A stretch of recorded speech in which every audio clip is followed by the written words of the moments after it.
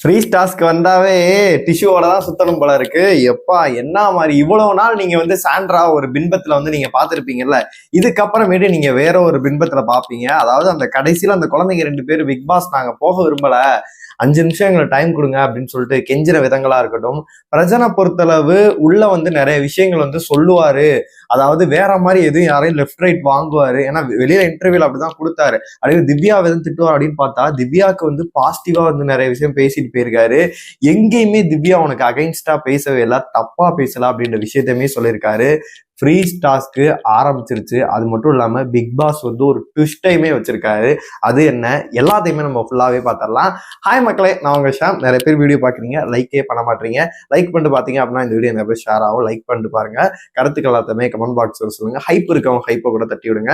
அதாவது free task வந்து பாத்தீங்கன்னா ஸ்டார்ட் ஆயிடுச்சு. நம்ம ஃபர்ஸ்ட் ஃபேமிலியா பிரஜன் ஃபேமிலி தான் வர போறாங்கன்னு சொல்லிட்டு காலையிலேயே வந்து பாத்தீங்கன்னா ஒரு காத்து வாக்கில் நியூஸ் வந்துட்டு அப்புறம் மதியத்துக்கு மேலே வந்துருச்சு.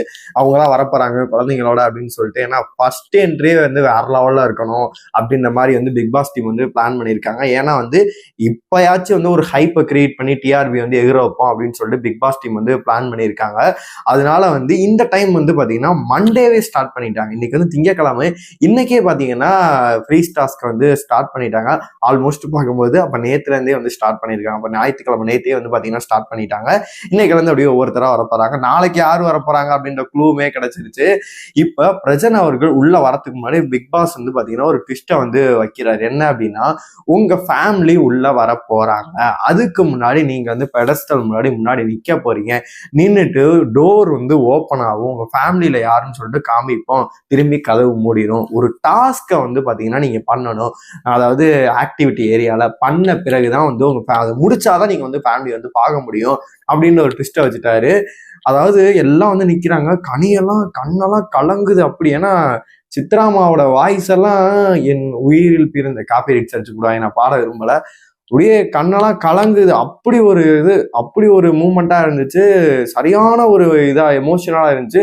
கனி எழுவுறாங்க. ஏன்னா நீ யோசிச்சு பாருங்க, கிட்டத்தட்ட வந்து 80 நாள் வந்து ஃபேமிலியை பார்க்காம இருக்கோம் அப்படின்னு சொல்லிட்டு நிறைய பேருக்கு வந்து அவ்வளோ ஒரு, எனக்கே தொண்டையெல்லாம் அடைக்குது. நிறைய பேர் இருக்கும் போது அவ்வளோ ஒரு கஷ்டமா இருக்கும். அப்படி இருக்கும்போது அவ்வளோ பேர் நின்று, அதாவது இவங்க எல்லாருமே நின்றுட்டு இருக்காங்க. நிற்கும் போது பிரஜன் அவங்களோட குழந்தைங்க 2 பேர், மீனும் அந்த பித்ரான்னு நினைக்கிற அந்த குழந்தை பேர் நின்றுட்டு இருக்காங்க. அப்படியே ஹார்ட்டை காமிக்கும் போது டக்குன்னு கதவு முடியுது. அங்க ஒரு டைம் அவங்க அழுது இது பண்ணும்போது சாண்ட்ராவெல்லாம் டிராமாலாம் இல்லை போல இருக்கு, உண்மையாவே அப்படிதான் போல இருக்கு. ஏன்னா அந்த குழந்தைங்க போக மாட்டேங்குது. நான் அம்மா உங்களை விட்டு நாங்கள் போக மாட்டோம், நாங்கள் இங்கேயே இருக்கிறேங்குது. அதனால வீட்டில் அவங்க எப்படி எமோஷனா இருந்திருப்பாங்க, அதே தான் இங்கே வந்து கன்வே பண்றாங்க அப்படின்ற மாதிரி அவங்களோட பின்பமே மாறிடுச்சு அப்படின்னே சொல்லலாம். அதுக்கப்புறமேட்டு உள்ள போறாங்க, டாஸ்க் இது பண்ணிட்டு வராங்க. வந்துட்டு பிரஜன் அவர்கள் வந்து நிறைய விஷயத்த வந்து சாண்ட்ரா அவர்கள்ட்ட சொல்றாரு. பார்வதி வந்து இங்கிட்டும் பேசுறான் அங்கிட்டும் பேசுறான், அவள்கிட்ட வந்து ஜாக்கிரதையாயிரு அப்படின்ற ஒரு விஷயத்த வந்து பாத்தீங்கன்னா சொன்னாரு.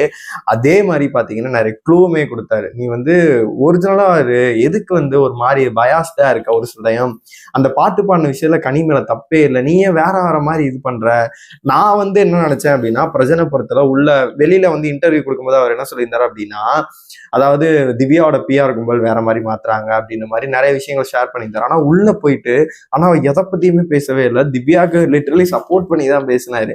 அவர் என்னென்ன சொல்றாரு அப்படின்னா, நீ ஃபைனல் வரைக்கும் வரக்கூடிய ஒரு கேரக்டர், நீ வந்து நல்லா விளையாடக்கூடியவங்க, நீயே வந்து பிரேக் டவுன் ஆகி வேற மாதிரி ஏன் போற, நீ ஒரு மாதிரி பண்ற, அதெல்லாம் பண்ணாத அப்படின்ற மாதிரி விஷயங்களுமே சொன்னாரு. அது மட்டும் இல்லாம திவ்யா உன்கிட்ட எங்கேயுமே தப்பா பேசாது, பின்னாடி வந்து தப்பா உன்னை பத்தி பேசவே இல்லை, அது மட்டும் இல்லாம அவங்களுக்கு தலைவலி இருந்தது உண்மை அப்படின்ற மாதிரி திவ்யாவுக்கு நிறைய வந்து பாசிட்டிவா பேசியிருக்காரு. இதே நெகட்டிவா பேசியிருந்தாரு அப்படின்னா சாண்ட்ராக்கு இன்னும் அடி வாங்குற மாதிரி இருக்கும்.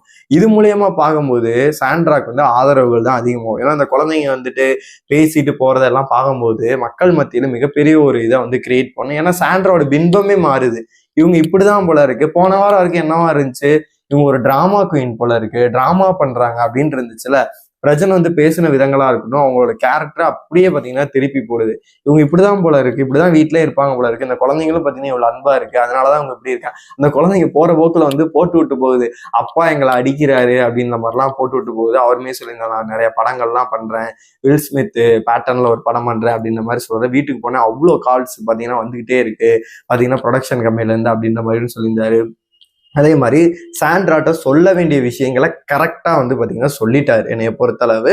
மற்றபடி சாண்ட்ரா ஓடி வந்து புருஷெல்லாம் அங்கிட்டு போடா குழந்தைங்களாண்டா அப்படின்னு சொல்லிட்டு குழந்தைங்களை வந்து தூக்கி கொஞ்சம் விதங்களா இருக்கட்டும் ரொம்பவே கியூட்டா இருந்துச்சு. இந்த ஃபர்ஸ்ட் ஃப்ரீ டாஸ்கே வந்து நம்மளை கண்கலங்க வச்சு ரொம்ப அப்படியே பார்த்தீங்கன்னா ரொம்ப எமோஷனலா இருந்த மூமெண்ட் அப்படின்னே சொல்லலாம். உங்களோட கருத்துக்கள் எல்லாத்தையுமே மறக்காம கமெண்ட் பாக்ஸ்ல சொல்லுங்க.